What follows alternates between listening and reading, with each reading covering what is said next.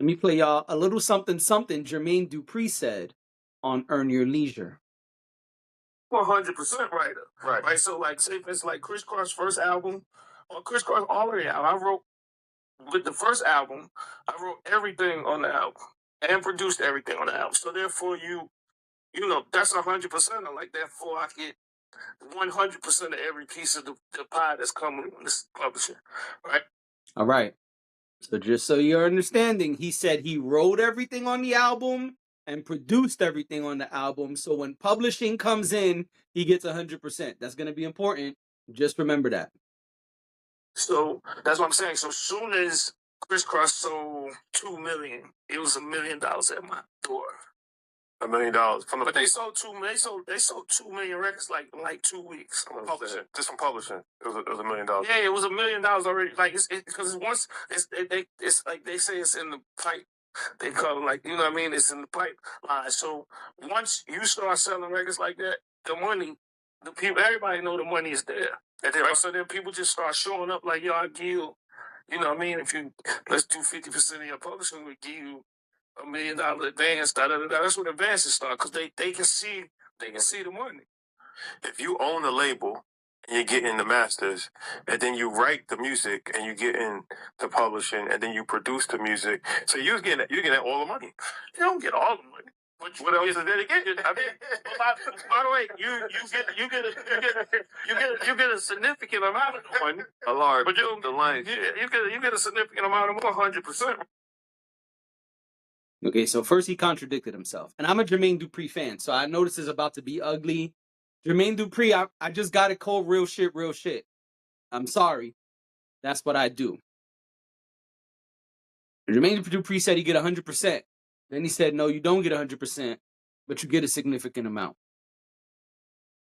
I don't usually look at comments, but Dash brought this to my attention. In the comments, Rashad of EYL is saying, people forget Jermaine Dupri literally created the whole thing from scratch. He found them, made them stars, created the image, put the clothes on backwards, wrote the songs, produced the records. He did everything. Of course, he got the lion's share. All right. I ain't even mad at that. I agree. If you do everything, you should get the lion's share.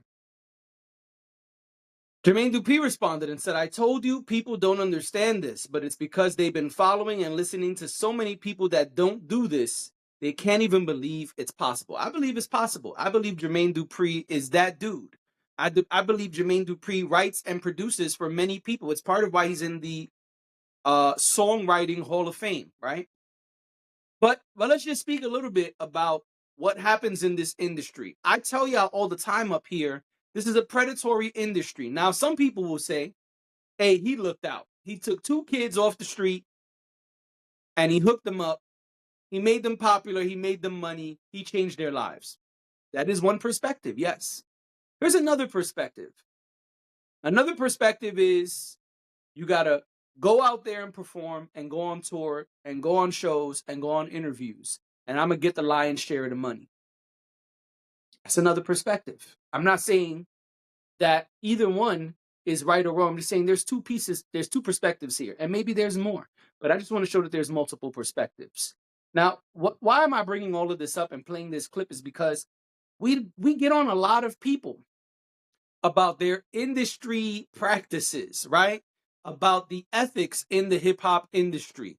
But there are none. And we keep telling y'all that. I keep telling y'all that.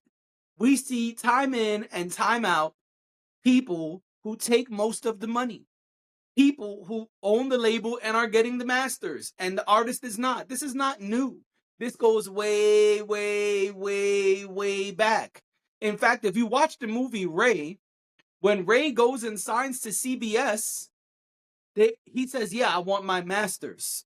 And they say, no, we don't even do that. Ray Charles, listen, no one has ever done that before. He said, well, if you want me, that's how it's going to go.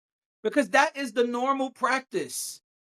And so we kill, quote unquote, a lot of people for doing these things. But this is just regular industry shit.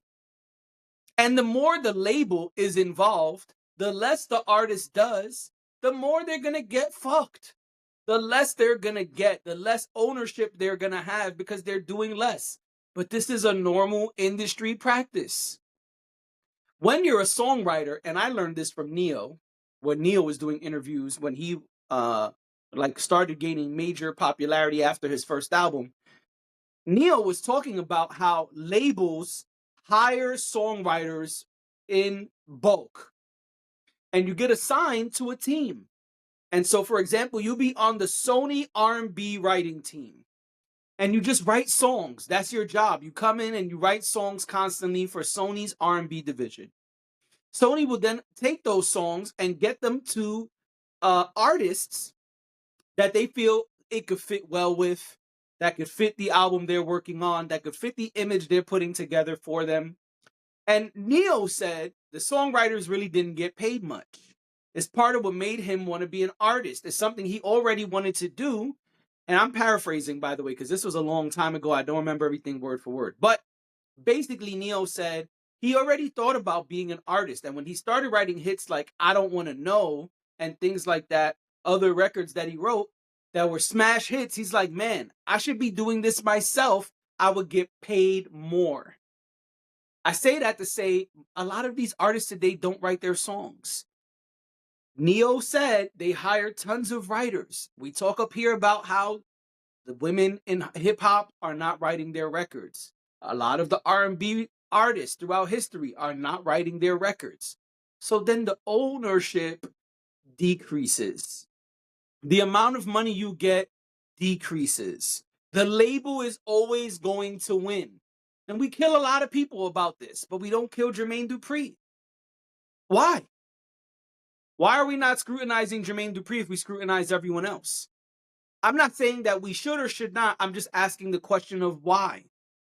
Why are we not scrutinizing Jermaine Dupri? The bigger question is, why are we not scrutinizing the entire industry?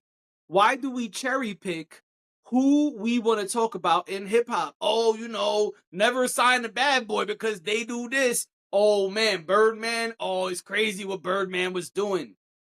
It's crazy what they're all doing. This is a common industry practice.